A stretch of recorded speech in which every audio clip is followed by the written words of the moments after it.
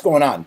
So, pretend like nothing that you just saw happened, because I'm going to cut that out anyway, and let us start again. Welcome to today's show. We're talking about Predator 2, but before I get there, I just want to say, if you have not listened to the Chet Hanks interview on Channel 5, you must. This guy, Andrew, whatever his name is, on Channel 5, he is just crushing it with his content, man.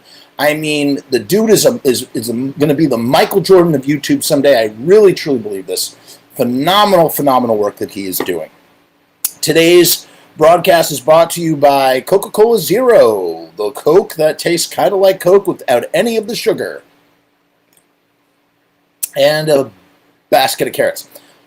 I love Predator 2, man. I revisited Predator 2 because, my son is way too young to be watching Predator 2. He was 5 going on 6 at the time. He's now 6 years old. He just had a birthday. Happy birthday, Jordan. But he watches a lot of YouTube, and on YouTube, it's very easy to find, a lot of sort of instructional, informational videos about, made-up alien species like predators and xenomorphs. And so my son has really gone down this rabbit hole of predators and xenomorphs, and he's obsessed. And, my son loves Godzilla and King Kong too. And he watched Godzilla vs. King Kong. It's not scary. It's not a scary movie. These kaiju movies are like adult versions of Pokemon. You know what I mean? Like fighting against each other, causing a lot of destruction. But, if my son could watch something like Godzilla vs. Kong, why couldn't he watch a movie like Predator 2? Well, I would soon find out why that is. You should know. Because I forgot how violent they are and how much questionable language is used. But, all of those things aside, my son was not fazed by seeing The Predator. So we started off with something light, and we kind of gone through most of the series. I don't think we watched the last one that Shane Black wrote, The Predator. It's so weird. It's, like a lot of franchises, never, it's so interesting. Like, Predator is obviously the first one. Predator 2 is the second one.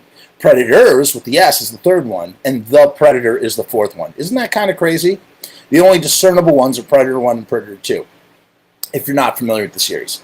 I love the series. We're going to get to that in just a minute. So we watched Predator 2, and I hadn't seen Predator 2 in decades, man. I mean, I love me some Predator 2, but I had forgotten how great of a film it is, let alone sequel. It has Bill Paxton in it. Bill Paxton's the only actor to be killed by a Predator, Terminator, and an Alien. He's in Predator 2, he's in Aliens, and he's in the original Terminator. How about that, folks? And his character's great, but we'll get to that in a second. Let's talk about the epiphany that I had while watching Predator 2 for the first time in years. What I didn't realize is Predator 2 is actually sort of a secret Lethal Weapon film. In fact, it's in a weird kind of way, if you take Predator and you blend it with Lethal Weapon, like the title of this YouTube video says, you in fact get Predator 2. And it makes sense. This was made in 1990 on the tails of Lethal Weapon 2 and Lethal Weapon 7, Lethal Weapon 1, which was in 1987, the same year as Predator 1. So now in 1990, they're doing Predator 2, right? Actually, in fact, Predator 2 is being made as Lethal Weapon 2 is being released. So, I don't know when it was written per se, but like the production for Predator 2 was definitely on the heels of the original Predator. And the fact that they cast Danny Glover, who stars in the Lethal Weapon movies, makes me think that this was 100% a conscious decision. And from a studio marketing standpoint, it's brilliant. It's a brilliant thing to do. You know what I mean? Like, how can we continue the Predator series? In the midst of this is also, Predator is being made during the birth/rise of the modern day action flick, which sort of developed in the 80s, 48 Hours, Beverly Hills Cop, Rambo, but really sort of, rises to prominence with Lethal Weapon and Die Hard. And now here you have, and then you have a series, Predator, the Predator film, which is like a perfect blending of all these genres together, because Predator is just as much of an action soldier, ensemble action film as it is a monster movie, because that's what it is. It's also a monster movie. And it works perfectly. It fires on all cylinders. And so if Predator is basically blending Rambo with a monster film, then Predator 2 is, hey, how can we keep this going? What else do we have besides Rambo? How about Lethal Weapon? Because Lethal Weapon is hot right now. So how can we do that? And it makes perfect sense. In a way, it's actually the perfect sequel. It has everything that you would want to have in a sequel. A sequel should either, if it's not rehashing, because that's what Predator 2 does. It's not continuing a story. It's sort of rehashing what happens in the first one, but it's doing it in a different place through a different prism to make it feel fresh. And it really does feel fresh. The first one takes place in the jungle. Well, this one's going to take place in the inner city.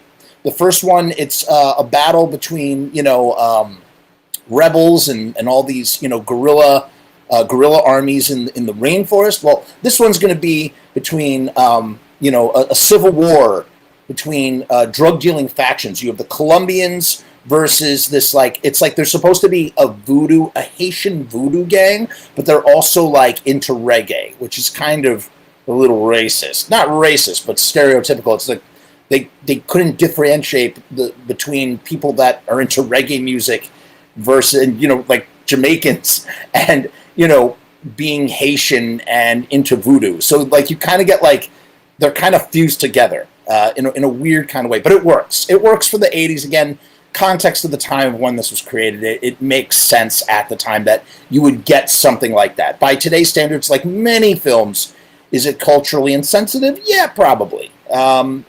But for all extensive purposes, we're not looking at that per se. We're not here to dwell on that. We're just here to dwell on the fact that this is such a perfect sequel. So then, to bring all these elements together, well, we need what's at the center of this film.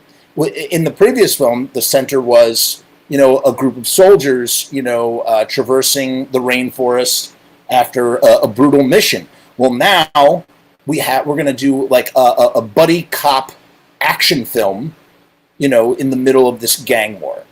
And of course, it's the perfect setting for a predator to go and hunt people, because that's what predators do. They want to hunt, formidable warriors.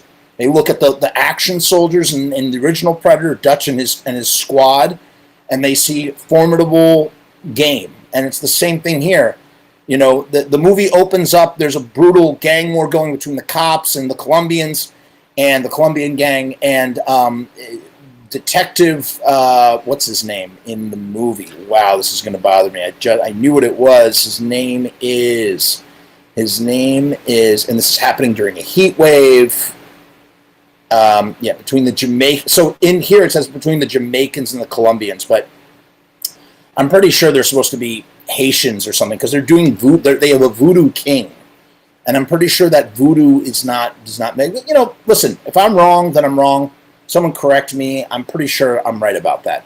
You have Mike Harrigan. So you go from Roger Murtaugh, that's Danny Glover's character in Lethal Weapon, in the Lethal Weapon series, to being Lieutenant Mike Harrigan, whose catchphrase is "shit happens," in the same way that Roger Murtaugh's catchphrase is "I'm too old for this shit." I'm getting too old for this shit. Whatever. It's great, man. It's a great, subtle yet not so subtle, way to take a trend and use it for a sequel, to an entirely different franchise. And the characters, usually in your horror sequels, your characters are going to be kind of flimsy fodder for the monster or killer or whoever to slice and dice. But here we actually get some well-rounded, well-thought-out cop characters who are all in the squad together. And I think that's where that Lethal Weapon element comes in. Because what do we love about Lethal Weapon's chemistry You have Riggs, who's a loose cannon, doesn't care whether he lives or dies. I don't want to use that S word. He's that S word who doesn't care if he lives or dies. He's a wild card that gets results even though he creates a lot of damage in the process. And then you have Roger Murtaugh, who's like the safe, by the book, sergeant at arms, well respected, who does things methodically. And together they're Riggs and Murtaugh, the lethal weapon. You know what I mean? And then here, what you have Danny Glover as Lieutenant Mike Harrigan, who is basically playing his lethal weapon brother, Mel Gibson. He's basically playing Riggs, except his name is Mike Harrigan. And maybe he's not as, he does care whether he lives or dies and whatnot. But he's not above sort of breaking the rules in order to get results. And then you have Ruben Blades as Detective Danny Archuleta. And that's his best friend. And he, spoilers to a 30-year-old movie, he gets killed. You have María Conchita Alonso as Detective Leona Cantrell, and she is the third person of this like 3-person squad, and she doesn't take any crap. And there's some sort of sexist or attempted to misogynistic sort of moves put on her, and she just sort of grabs people by the balls and is like, I don't play that shit. And she's awesome. She's an awesome, solid character in this film as a result.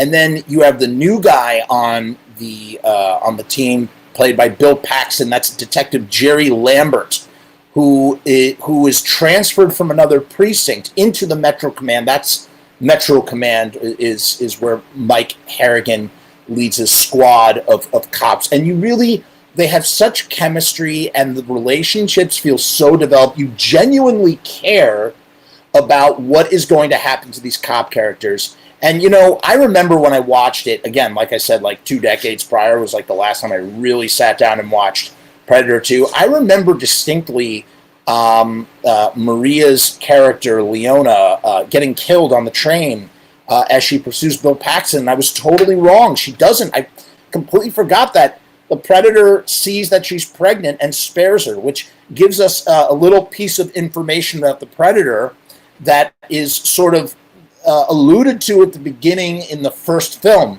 when the Predator, the original Predator, played by Kevin Peter Hall in both films, he does not kill someone who's either injured or unharmed, and they realize that this Predator will only fight a fair fight, if you could consider that to be fair in the first place. So when the Predator discovers that she's pregnant, it spares her. I thought she had died. And of course, Bill Paxton does buy it. And Jerry Lambert, great character. So we have all these and he's like kind of like his mouth flies at a mile a minute. He's sort of like, I don't know what you would call him. He's hitting on everything every female with 2 legs that walks. He's hitting on them all, including Maria's character, and they kind of have like this thing going on. And so when I saw that she was pregnant, I'm going, oh, that's a plot point that they're going to get back to at some point, and they never do. They never do, because the action keeps up. Harrigan chases the Predator through the city until he comes to the Predator ship. And it kind of blew my mind, because I'm kind of going like, wow, that's what a plot point to just sort of throw out there and then ditch. And then the writer in me started to think in my head, man, wouldn't it be great if they amended this thing? You know how what would have made everything better is if when Bill Paxton first hits on Maria Alonso, who by the way she's the girl from The Running Man with Arnold Schwarzenegger, another Predator alum. And Running Man also came out in 87 or 88. So all these films are kind of made around the same time, late 80s, early 90s, or on the cusp of 90.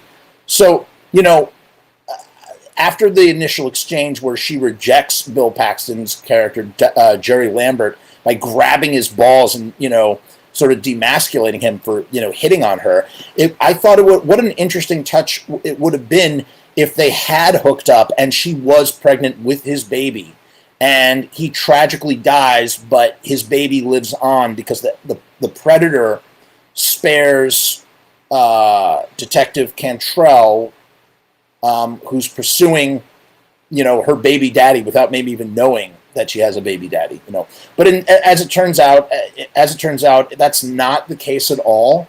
And she has some husband who is never seen, and she's just a married woman who's pregnant, which is fine.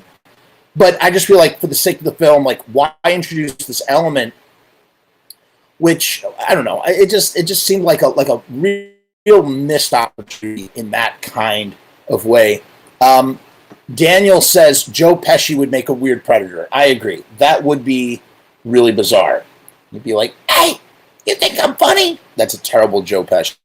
Forget my Joe Pesci. You think I can't do Joe Pesci. Let's just forget that I'm trying to do that, because that was so embarrassingly terrible. Okay. But yeah, it's a really, really good sequel. And basically what happens is you have the Civil War, like I spoke about. You have the Colombians, and this in Wikipedia here it says Jamaican drug cartels, but I think they're Haitian, man. The Voodoo King wants the Colombians dead, and basically the Predator is like a serial murderer.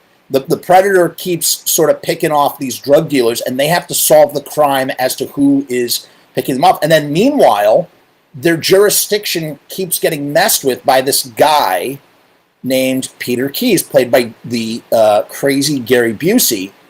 He's posing as a DEA agent, leading a special task force investigating the drugs that's going on. But in reality, he's part of a much different, deeper government program who basically is aware that there are these Predator aliens and knows all about what happened to Dutch in the first Predator. And he bridges the sequel with the original by telling us, sort of rehashing what happened to Dutch and his team. Now, what's interesting is originally this role was not made for Gary Busey. Originally, it's not supposed to be Special Agent Peter Keyes. It's supposed to be Dutch himself. That's right. Arnold Schwarzenegger was supposed to head up a team dedicated to capturing the Predators. And what happened was he declined to reprise the role, being, just before on the cusp of doing Terminator 2 and, blowing himself up into not just a superstar, but a mega gigantic superstar, if that's even possible. You also have a bit part played by Kent McCord as the Captain Pilgrim, who you may recognize as Kurt's father in Return of the Living Dead 3, one of my favorite films. And it was a shock to realize that he was in this film, which I thought was really, really cool to see him. He's in a bunch of stuff. But basically, the Predator is like, on one hand, you almost think the Predator is like a vigilante, and then on the other hand, you're kind of like, whoa, like this Predator is like a serial killer. They think they're hunting a serial killer. And the MO is the same. Skin bodies hung upside down. They're finding strange tech, weapons that are, light as a feather but cut like steel, stuff like that. I never forgot that line. In 20 years since I had previously seen it, I always remember that. Yeah, it's light as a feather, but it cuts like steel. Talking about the little projectile that that gets fired into a vent, and then of course the character of what's his face, Blades. No, not Blades. No, the Blade is the name of the guy. Ruben Blades, who's also in Fear the Walking Dead. Detective Danny Archuleta. He goes back to the scene of the crime to find the weapon because he saw it at the crime scene, and he gets killed too. And then suddenly it becomes personal for Danny Glover, Lieutenant Mike Harrigan, and the Predator, the City Hunter, as they call him, the City Hunter, who thinks that for him this is like shooting fish in a barrel, but he has no idea who he is dealing with. He doesn't realize the toughness. The movie is kind of like a metaphor for almost like you don't know how tough LAPD officers have to be at the height of the drug war in the late 80s, that kind of thing. I think, a little bit. It's kind of interesting when you think about it like that. And the movie, the writing, the story, in addition to the characters being as great as they are, in addition to the, script feeling tight and having, like I said, good character development, the pacing of the film never lets up. It just goes on and on and on. There are parts where it like breathes and kind of slows down, but for the most part, you are just like you're tapped into the story, and it just goes and it goes and it goes. And especially when they get to the graveyard and he realizes, when he finds his partner's necklace, and then, the two officers, they hop on the train. Maria and Bill's characters hop on the train, and we find out that she's pregnant, as we said. And then it literally just becomes a man versus alien hunt. And then, well, that's not true, because then Gary Busey's, reveal comes about, and we find out who this predator is. He likes to eat beef out of a, meat locker, slaughterhouse, and they try to trap the thing there. And again, it's just like, once again, it's like cop instincts and attitude will always trump having the best weapons, because Gary Busey, for all intents and purposes, has all the tech that he needs in order to, track this thing down.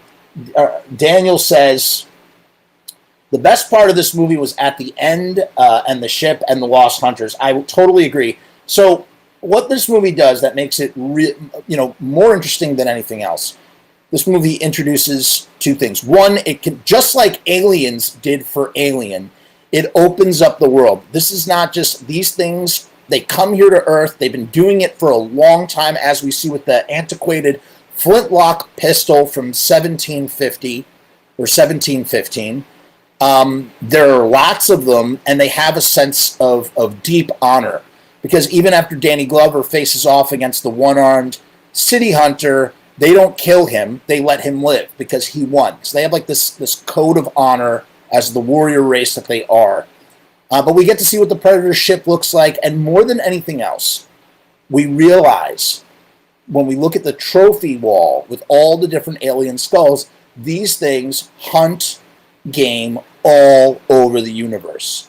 And it kind of blows your mind. And then they do something, way before we got Marvel movies, way before we got crossover movies of any kind, even though the crossover is not a new concept and goes back to the Universal horror monsters. But we get this revelation / reveal that aliens are hunted by predators, xenomorphs. We see a xenomorph skull hanging on the wall. And, again, this piece of currency, again, pop culture knowledge in a pre-internet age was social currency. So to know this was like new. It meant that you were on the up and up. Yeah, don't you know? Aliens and predators, same universe. Aliens are hunted by predators. So much so that I believe that the Dark Horse franchise, Alien versus Predator, begins with this impetus in Predator 2. I don't think there had been comics before that point. Somebody prove me wrong. I may not know what I'm talking about. Probably most likely don't know what I'm talking about. But it's my understanding that this was the movie that began it. Let's take a look at some of the trivia here before we wrap things up. But it's great. It's a revelation, and it just adds so much to what we're seeing. So wow, there's a lot of items here. The filming of the alleyway scene was very troublesome for filmmakers due to the rough neighborhood. The alley was littered with garbage, most of which is used in the film, and plagued with large rats. Local residents, angered by the noise created by the film crew, would throw bottles and paper bags filled with feces from the windows at the crew in the alley below. Worst of all, the film crew found a dead body hidden among the garbage. The most horrible places I've ever had to film were the alleys of downtown Los Angeles, Shane Mahan commented, and Predator 2 was shot at a lot of these disgusting alleys. They were dirty and depressing and ghosts with people peeing on the walls. We'd be rigging something and there'd be rats there. The Jamaican Voodoo Posse gang seen in the film were based on actual gangs that were terrorizing New York City and Kansas City in the mid to late 80s. Again, is there Jamaican voodoo? Again, forgive my ignorance. I'm pretty sure voodoo is a Haitian concept. I don't think that's a Jamaican thing. Because, I don't know. Because, like, reggae is a part of its own religion, right? And not that all Jamaicans follow reggae, per se, but I don't know. Again, maybe I don't. Maybe I don't know what I'm talking about. Probably don't. Several of the hunting party members were played by players from the Los Angeles Lakers. Danny Glover was a big fan, and when production needed several very tall people to play background predators, he asked them to help out. Arnold Schwarzenegger said no to Predator 2 in 1990 because of a dispute over money. According to producer John Davis, it was over an additional $250,000, which the studio refused to pay him. Now, what's really crazy is Dutch was supposed to come back in The Predator. Originally, when they open up that Predator killer thing, it's supposed to be Dutch in there. So it's not the first time that Dutch almost made a return to the series. Mind you, again, this is how great this series is. It never repeats itself. For better or for worse, it never repeats itself. The first one takes place in the jungle. The second one takes place in the inner city, blending lethal weapon, as we said. The third movie, which is a phenomenal entry in this series, that in my opinion, arguably might be the best one of them all, or at least my favorite.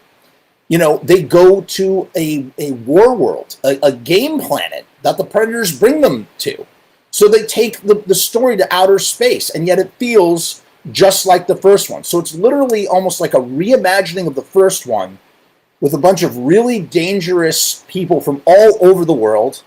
You have that wonderful reveal of Topher Grace's character that he turns out to be a serial killer. It's phenomenal. Walter Goggins as the convict who shivs the Predator. It just works, fires on all cylinders. And then you have the fourth one where they're trying to, the fourth one is kind of a rehash of, I guess, maybe Alien versus Predator Requiem along with Predators. And it's not very good out of them all. But they all do something different, which I respect and appreciate.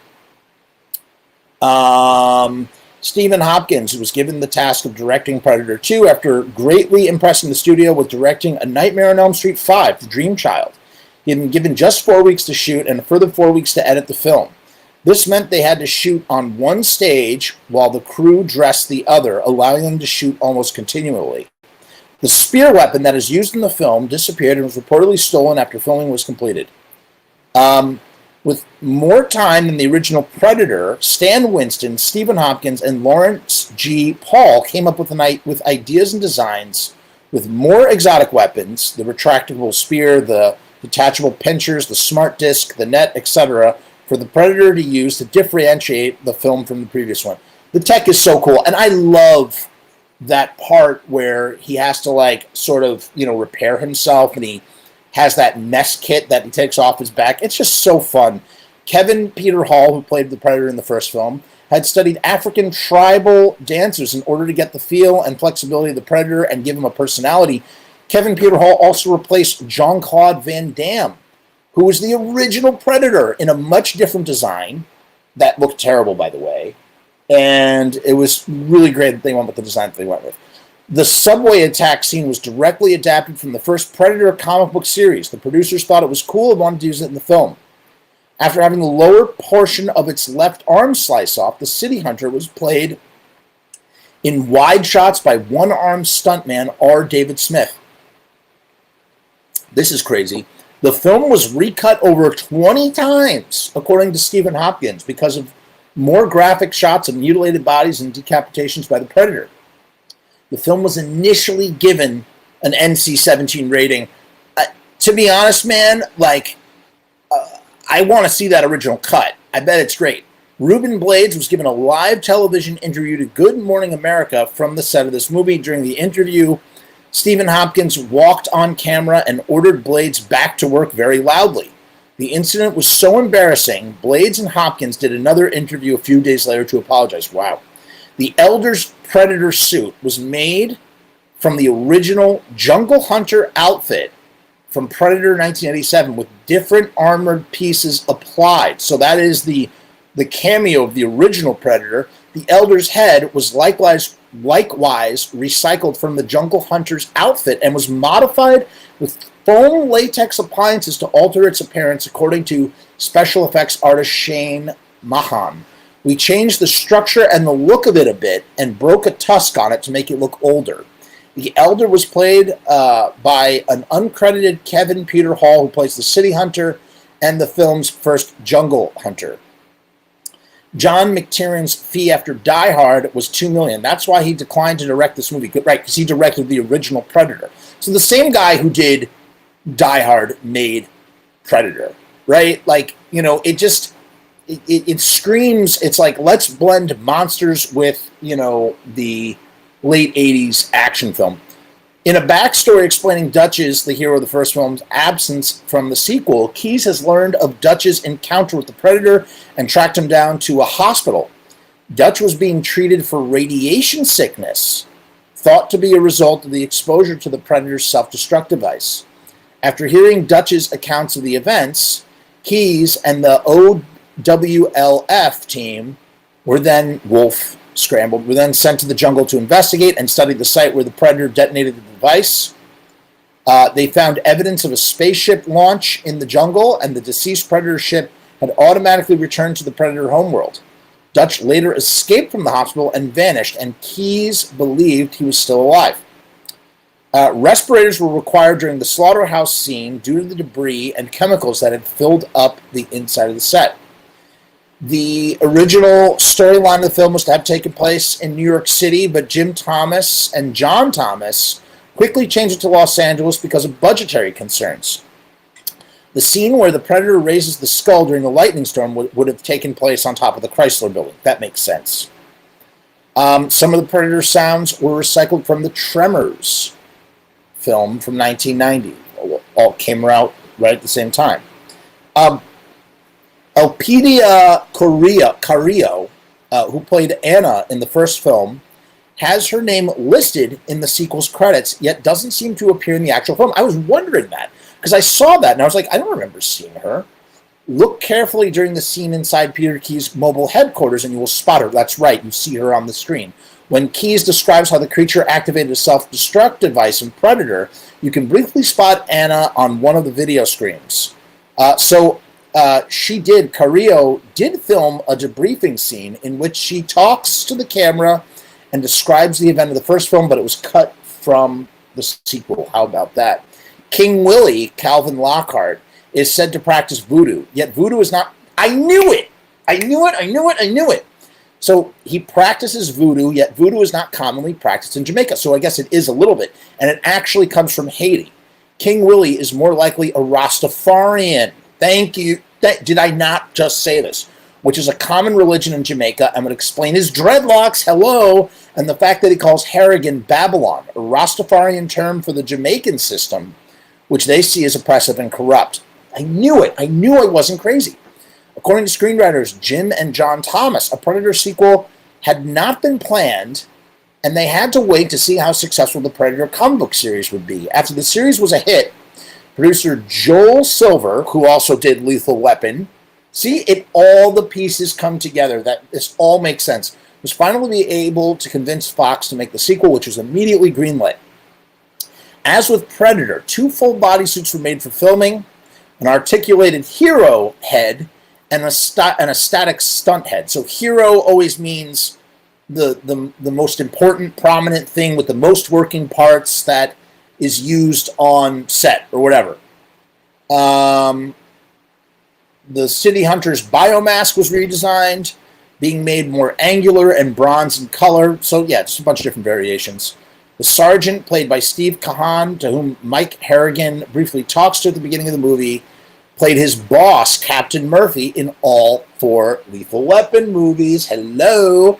This was the first film to be given a newly instituted NC-17 rating in the U.S. for its graphic violence, but it was recut to its final theatrical length. The slaughterhouse sequence took about 4 days to shoot and was extremely difficult, according to Stephen Hopkins, due to the amount of water used and the lighting of the sequence. The brief scene where the hunting party was the brief scene with the hunting party was the most expensive to make in the entire film. They had to build 9 additional unique Predator suits just for a few minutes of screen time. According to Gary Busey in an interview, after the events of the first film, Keyes and the CIA had been conducting missions in the jungle in which Dutch had been involved, but they had lost Dutch. This explains why Dutch didn't appear in the sequel. Bill Paxton, the actor who played Jerry Lambert, had starred in the franchises of both Predator and Alien series, along with Predator 2. He also starred as Private Hudson in Aliens, the first sequel that we knew this already. First film, this is the first film by Gary Busey made after his famous motorcycle accident. Nearly fatal motorcycle accident. Sorry, that's what I meant to say. The Predators seen on the ship make a special appearance in the humorous behind-the-scenes Danny Glover's Predator dance video. Go look that up on YouTube. It is hilarious. I wonder if... is it possible that we can find... I'm not going to best it. John Lithgow was Stephen Hopkins' first choice for Peter Keyes, but Joel Silver pushed for Gary Busey instead. Keyes is the first character to ever use the word predator to refer to the creature on screen when he says, "We've prepared a trap for this predator." It's just like the creature in Aliens. They don't call them xenomorphs and they don't call it alien. They just call it the creature. The word predators is also used by Isabel, that's played by the IDF sharpshooter in Predators 2010. But she uses it to refer to the human characters in the film, not the predator creature. It's interesting. It wasn't until The Predator in 2018 when the creature itself was referred to as Predator again. At one point, while talking to the Predator, Harrigan begins to quote Dutch's line, "You're one ugly mother effer" from Predator. However, the city hunter grabs his throat. That was a fun... That's really fun. The novelization of the film explains that the Jungle Hunter's biomask recorded everything that happened in Val Verde and relayed it to its ship, which then returned home with this information after the creature's death. Even though the Jungle Hunter was not actually wearing its mask at the time, Dutch says the line, it was lying on the ground nearby and could still have been potentially recording. So they actually came up with this idea that the Predator biomasks record data and send it back to the Predator homeworld. That's pretty crazy. That's why you always have to read the novelizations, especially if you're a big fan of like a world that's created in a film. You're always going to find out more information in the novelization. At one point, Patrick Swayze was approached to star in the film, but was unable to because he was injured during the filming of Roadhouse. The Predator Elder has a scrap of olive drab fabric with a patch on it. On his right arm, the patch is from the U.S. Army's 2nd Infantry Division. The 2nd Infantry Division was involved in some of the worst fighting of the Korean War, especially during China's Winter Offensive. If this Predator did kill an American soldier during the Korean War, that would imply that the Predators are not strictly attracted to heat and conflict, which is the theme that's running through both Predator and Predator 2. That they are attracted to heat and conflict, and that's what brings them out to, do their hunts. But we do know that the Predators are long-lived, again, from the flintlock pistol. Let's see here. Stan Winston's team created several extraterrestrial skulls for the Predator trophy room. Most of them unnamed alien species sprung from the SWS artists' imaginations. However, in a fun nod to the Dark Horse comic... Okay, so the Dark Horse comic did exist beforehand, my bad. Alien versus Predator, they decided to include an alien warrior skull in the Predator's trophy case. And for literally the next 10 years, all people talked about, when are we going to get the Alien versus Predator movie? And it finally came. It took 14 years, but it finally came in 2004. In the original Predator, when the camera pans to the Predator's HUD view, human voices are audible as high-pitched. In Predator 2, human voices are audible as low-pitched. However, it is revealed that the Predator has several visors at its disposal, so it may also affect the way it records sounds. Besides the City Hunter and the Elder Grayback, the Los Angeles hunting party Predators considered a boar, both, guardian, hippie, ram, scout, snake, and stalker. Interesting. Who knows if that's real or official. God, there's too many of these things. I'm going to have to stop this. The plot is largely based on the first Predator comic, Concrete Jungle. Which also moved the action to the major city during a heat wave. That makes sense. But it was originally in New York and then switches to Los Angeles. Fair enough. Grayback's plasma caster is unique in that the laser pointed is built into the weapon itself rather than mounted on the Predator's biomass, because that's how they aim with the 3 dots.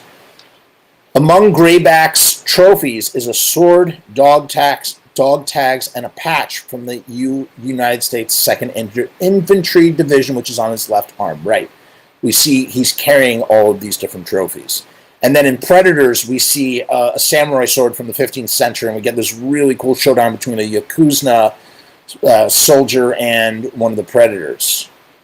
The Predators of the hunting party, not including the city hunter, are often referred to collectively as the Lost Predators because the suits used to depict them on film were literally lost after production was completed. That's crazy.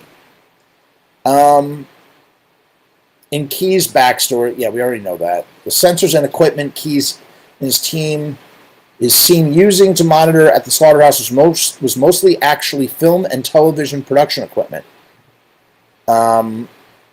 Stephen Hopkins said that Arnold Schwarzenegger refused a supporting role not because he didn't like the script, because he refused because he didn't want to postpone the filming of Kindergarten Cop, which started filming in October.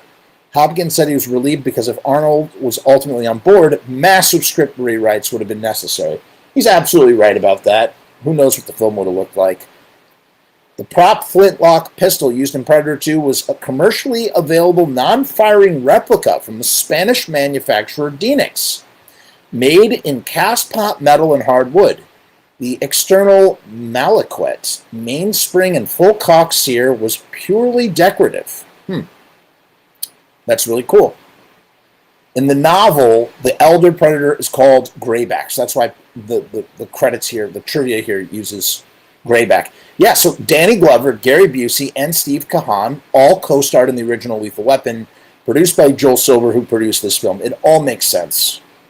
In the novelization of Predator, the scene where the city hunter scales the building with Jerry's skull and spine and raises its combi stick to the sky, attracting a bolt of lightning, happens far earlier, and the skull in its hand at the time was Danny's, not Jerry's. There's a really gnarly scene where he rips out the spine and the skull at the same time, mimicking what happens in the original one with the Native American dude. I forget his name. The spaceships seem to be there as kind of a headquarters for the Predator aliens. Other than the hunt, no explanation is given to their presence. Viewers have suggested that each Predator was sent out to hunt. They all go hunting in various places at the same time or in close time frames. In order to minimize the chance of being discovered, once the hunt is complete, they return to the headquarters and head back into space. That makes sense. The Predator in this film was simply the last to complete his hunt. The ship was there to collect the Predator before his hunt was complete because he wasn't following the ritual and was being too high profile. Interesting. For the Predator's decapitation of the voodoo priest and Jamaican gang leader, King Willie, Stan Winston studio artist created a total realistic severed head. It looks really good. And I love the way it just jump cuts. I'm sure we actually got the grisly, bloody decapitation, like, was shot, but they chose to cut it out probably because it got an NC-17 rating. I think that was a good move, man, because the way that, like, we see he's about to fight and then it just cuts to him holding the head, it portrays that it was, like, never a contest. And I just think that works really well. So I didn't know this. In the comics and novels, the alien species is known as the Yautja. Y-A-U-T-J-A. Yautja. Or the Hishkwiten in some instances. That's weird. The gunfight in Los Angeles was shot in 3 long days with the exception of the interiors of the building, which was shot on the Fox lot. That's a repeat. In Hunters and the Hunted, the making of Predator 2, Gary Busey states that his character set up the last mission, referring to the mission in Predator 1987, and that Dutch was lost 9 weeks after the events of the previous film. So he gives a bunch of backstory in the making of that thing.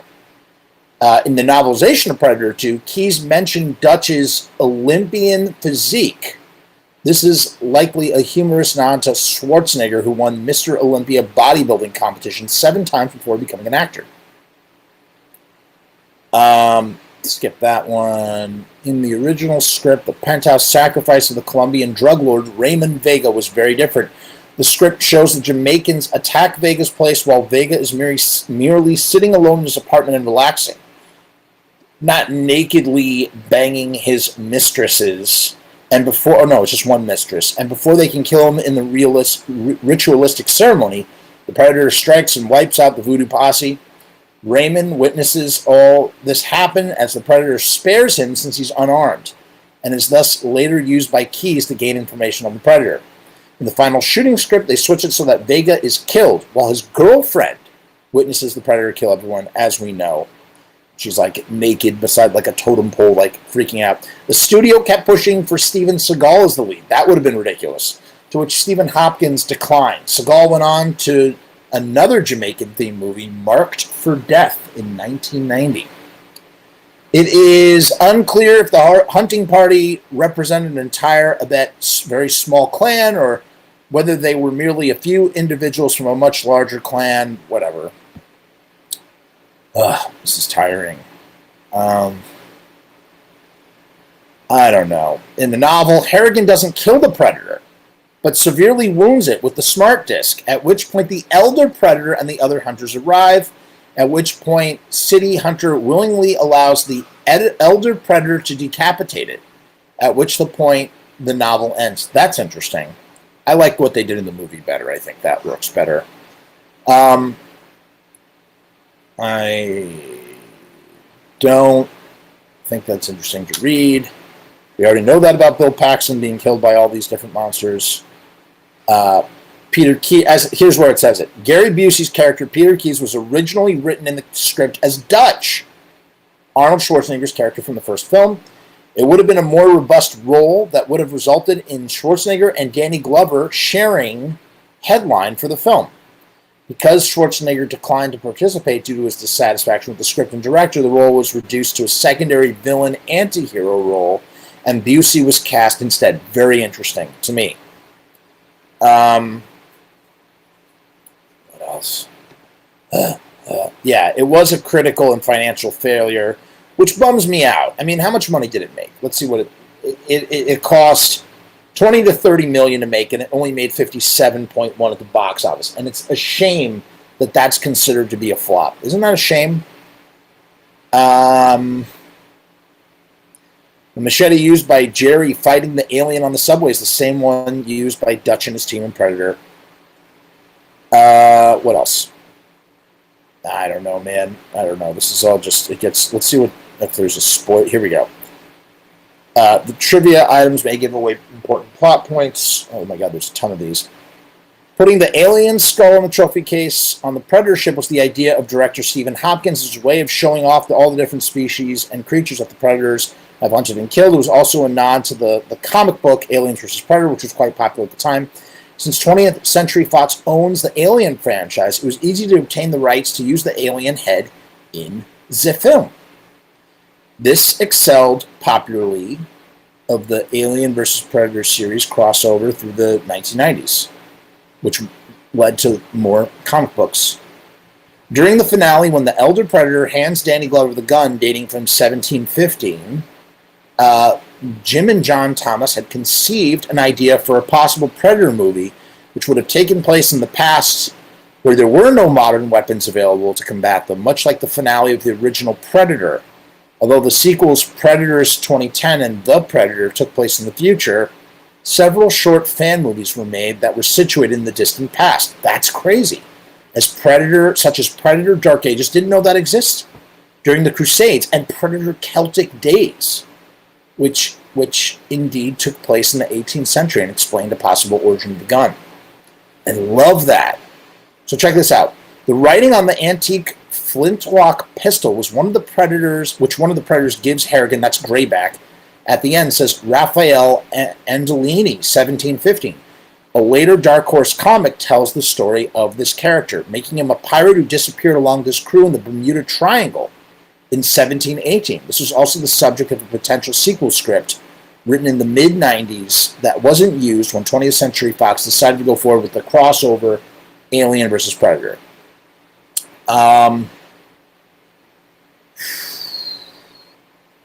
Bill Paxton and Lance Henriksen are the only actors to have been killed by an alien and a predator and a Terminator on screen. I guess Lance Henriksen was too, if you include Alien versus Predator. That's right. So Lance Henriksen as well can be. That's good trivia. That's a good little trivia thing. The following scenes were deleted from the final cut of the film. A subplot involving Leona's pregnancy. The chase sequence where Danny Glover tracks the predator all the way to the slaughterhouse district was extensively longer. Gore and mutilations and all of the murders that the predator had done, including Bill Paxton's in the tunnel. The fact that the city hunter returned Danny's necklace in the cemetery could be evidence that the creature respects him.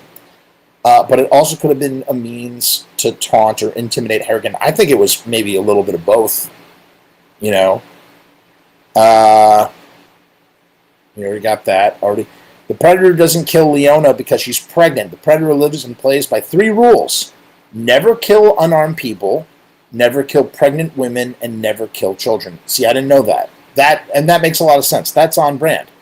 All right, so check this out.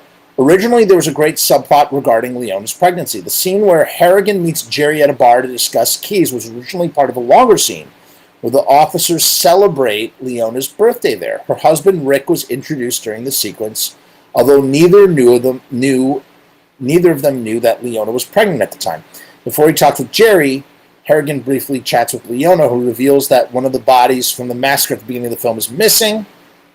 The whole scene was reduced to just a conversation between Harrigan and Jerry in the final version of the film, although it appears in the novelization. But how much better would it have been if Jerry had hooked up with Leona? Forget the husband, or maybe the husband exists and they had an affair, and then they have a kid. That just would have been such a cooler way to handle it, I think. So this is set 10 years after the events of the first film, because it takes place in 97, even though it's made in 90. What else? Oh yeah, then you had Morton Downey Jr. as the hardcore reporter, Tony Pope. That was pretty funny. You see him in a whole bunch of stuff. That doesn't ever. Would have been kind of cool to see his end.